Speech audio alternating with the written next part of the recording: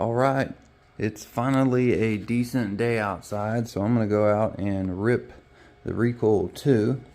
In the last Recoil video, it was in the evening, and I basically broke this thing. And rather than going ahead and updating and buy a brand new hull for like $140, I wanted to see if I could fix it. I don't know if you can actually get in here and see. You can kind of see it in the video a little bit. But basically, this area here broke. And then it broke here in the seam. It also broke out here, and the center support here pushed out. So I basically popped it all back in, took it to work, and we had some fiberglass and some resin. So I basically took 60 grit sandpaper, scuffed it up as best as I could inside. I poured the resin in with the boat upside down, and then I stuffed fiberglass up the matting up in there. And I basically waited 3 hours to where it got most of the way like gummy, but it wasn't hard. And then I took a popsicle stick and I started pushing it up in all of the nice fine crevices. Then what I did, I went over top of it with a big whole mess of JB weld, and I put that in all the corners to bond it down. And then I used 3M tape here, which is like body molding tape, the wrap that they put on stuff. It's not regular tape. So then before I broke it, I had actually ordered stuff for it, and that's why I didn't want to toss it out. But I went ahead and changed the receiver, so now I'm using the Spectrum, the DX3. And if you notice on the back of this thing, I changed the fins to basically what was originally on the Spartan, and they actually fit pretty good. All I had to do was drill, I think, 4 holes, maybe 6 holes, and then the rest of it actually was fine. I also went ahead and did a water pickup, because the water pickup on this rudder is just not up to par for my standards. So I went ahead and put a water pickup here, and then I kind of tied them both in. So what I did, I used the rudder pickup to run through one side of the ESC, and then I used the water pickup to run through the other side of the ESC. So the rudder is then going to go feed it through the bearing support for the motor, and then it's going to shoot it out of this side. And then the other water pickup tube is going to come over here and dump it out of this side. I liked how I had my Spartan set up to where water came out of both sides. And this way, if the rudder catches something, it won't kill the cooling on it. It'll always get a little bit of cooling. But I wanted to try to see if the boat would actually drive a little bit better with this setup. So we're going to throw a battery in it. And I think I've got a 4514 CNC prop on it right now. So we're going to take it out to the pond and see how she runs. Alright, so we're out here. It's fall, but we got a little bit of leaves underneath the pond, so it's acting a little cruddy, but we're gonna go ahead and rip it and see what it does. Now I like this remote because you can reduce your throttle input 50%, 75%, or 100%. So right now I'm just rocking it on 75%. We're running a 3S battery.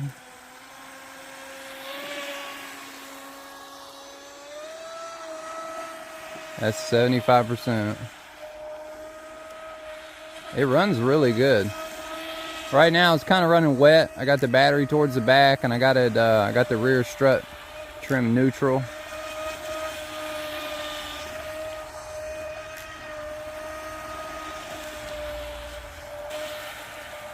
Runs really good. I think those trim tabs in the back help. I'm thinking about filing them, making them sharp, the turn fins. You know, the last time when this thing runs like its stock setup, it's really darty. I'm noticing that this thing's got extremely good control now. Let's see how tight of a circle it can make. Oh wow, it went under the water. Submarine, baby.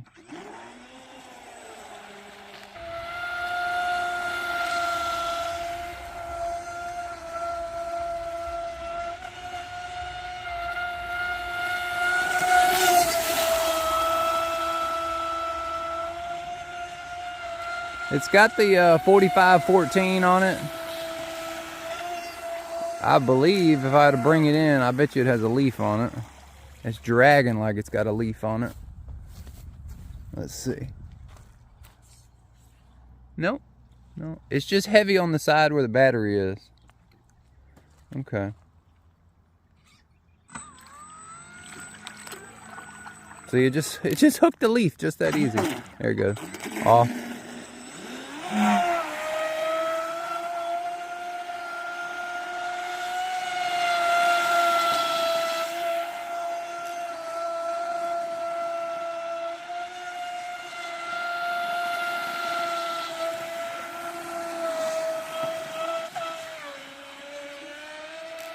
Well, now that I've got one run on it, I know I can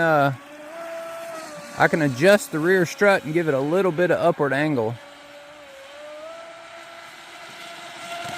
Looks like it's probably doing about, I don't know, 35 mile an hour. What I'm doing, I'm running a Traxxas battery in it right now. And the reason why is because this is for my 10-year-old. So I wanted, you know, easy batteries that he don't have to worry about. All he got to do is just plug in, and it's just real easy. And all my bigger batteries for my Spartan, I'm swapping everything over to the QS8 plugs, because I started getting 170 degree plug temps, and I have future plans of going 8S. I'm gonna try to make the Spartan 8S, and then I've got a Oxydine Dominator coming, and I talked to Bill. Bill Oxydine said that he was gonna send me the 8S model, so we're gonna go ahead and get some 8S stuff and some 6S stuff. But I ran the Recoil2 on 4S, and that's when I broke it in my last video. So right now, the way that this is running, it runs really, really good for a youngster. And I can see water coming out. I can see water coming out of both ports, which is great. I want to bring it by here real quick. Yep, I can see it peeing out. I can see it peeing out on that side. Let's see if I can bring it by here.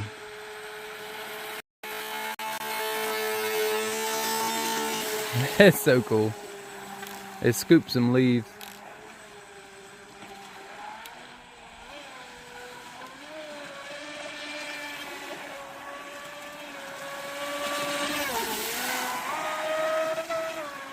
Traxxas batteries, man, like, I wish the C rating was higher, but at least they don't lie about their C rating. Because I got some Power Hobby batteries that say they're 75 150s, and they are not 75 150s.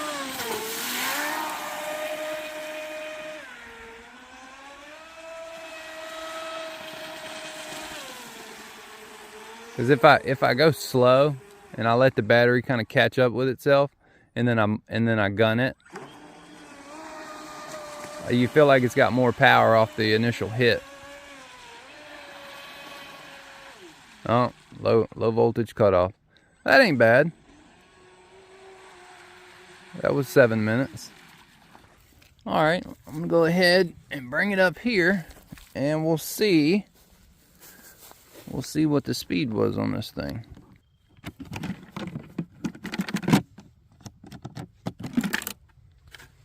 All right, that's good. There's no water in there. It already did 31 miles an hour. So it's not, you know, super stupid fast, but what we did do, we did add a lot of restriction. So, you know, with these turn fins and these trim tabs, I believe I can doctor on them a little bit. The trim tabs on the back were probably have a little bit of negative angle with how wet it was running. And then right before I came out, I made sure the strut was neutral. So maybe a little bit of upward angle with the rear strut, maybe 1 mil. And I might need to take the rear trim tabs, bend them up maybe just slightly, and then I'll probably take a file and I'll file these edges down to a knife. And if it becomes that much of an issue, and I might cut them a little bit shorter, but I wanted to separate the trim tabs with the way that they were set up. I feel like it actually handles a lot better. Prior to this, when it was out in the pond, every time you turned it, it was like it just cut real hard. There was no subtlety to it, and it was just like, how can you teach a kid how to drive one of these when you tell them to turn right, and instead of going like this, it goes like this? It was way too drastic, and I was trying to slow it down. So I feel like I accomplished that.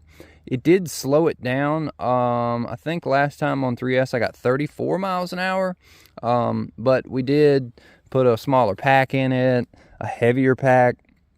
So I don't know. If I ran the SMC battery, which was 150C, I'm sure it would be a little bit more peppy. And I did add a little bit of weight to it with the fiberglass and the resin and the JB weld. But I don't know. All in all, I think it's fine. I think it's perfect for, you know, a preteen. I think it's perfect setup for my 10-year-old. If I put a higher pitch prop on it, it would probably really wake it up some. But I think for now, I'm going to let him use all my traxxas batteries. And luckily, I can basically leave it on 75% or whatever. 50%, it didn't have enough power it got it up off plane, but it really wasn't enough for it to get any wilder than that. But 75% on the throttle limitation, I think in my mind is pretty perfect. But I'm going to go ahead and wrap it up here. And I've got a whole lot that I'm doing. That's why my hobby room is a mess, but I wanted to go ahead and get this all fixed up for him. I like the fact that I've got 2 water inlets and 2 water outlets, so now everything stays nice and cool. Yeah, that motor, you know, granted, for these Outrunner motors to not have any cooling, it's not hot at all. I mean, I'm gonna say, I don't have my temp gun, but I don't know, 99 degrees maybe. It's just barely enough I can feel the warmth on my fingers. And the ESC, yeah, I don't even feel that. And I just ran this thing practically at 75% for 7 minutes straight. Good deal. All right. Well, thank y'all for watching. If you're not subscribed, help support this channel out. This is actually my second channel. I have another channel. That's why this one's called 2.0. I have H2O Mechanic. That one actually does quite well. So rather than flood my bigger channel with RC content, I decided to basically make my own channel. I actually fell in love with Ironclad RC.